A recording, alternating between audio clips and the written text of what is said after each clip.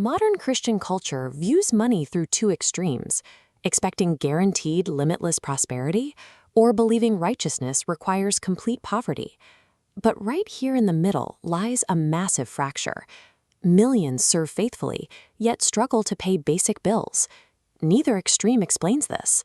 The biblical text never actually guarantees financial wealth as a reward for faith. Measuring a person's godliness or divine favor by the size of their bank account is a fundamental misunderstanding of the text. If financial struggle is not always caused by a lack of faith, and it isn't a sign of God's disfavor, we have to look for the practical, hidden blind spots causing this hardship. Look at this typical church curriculum. It is filled with essential spiritual disciplines like prayer and worship, but notice the empty void where practical life skills should be. This creates a stewardship gap.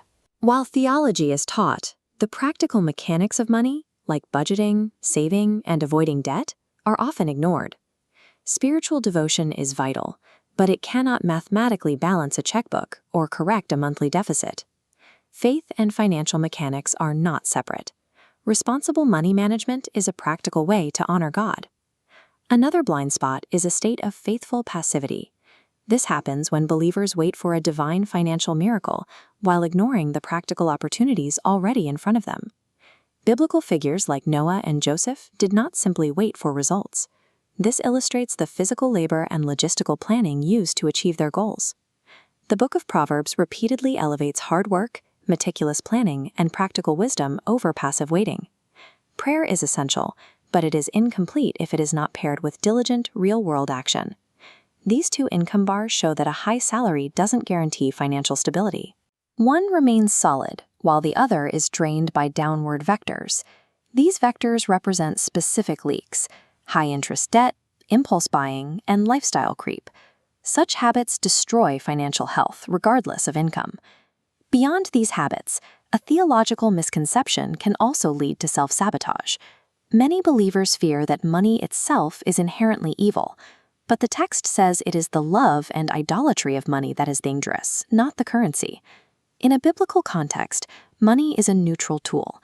It simply amplifies the character of the person holding it. Treating money as a master leads to ruin, but treating it as a managed tool allows a person to support their family and their community. There is no biblical basis for get-rich-quick schemes or the expectation of instant results. This growth curve shows the reality of biblical wealth building. It requires time, sustained patience, and the slow development of skills and savings over years. Managing resources with wisdom leads to continued generosity, allowing a person to help others consistently rather than in sporadic bursts. This managed wealth can be used for practical goals, supporting families, funding ministries, creating jobs, and helping the poor. Biblical contentment does not mean settling for poverty.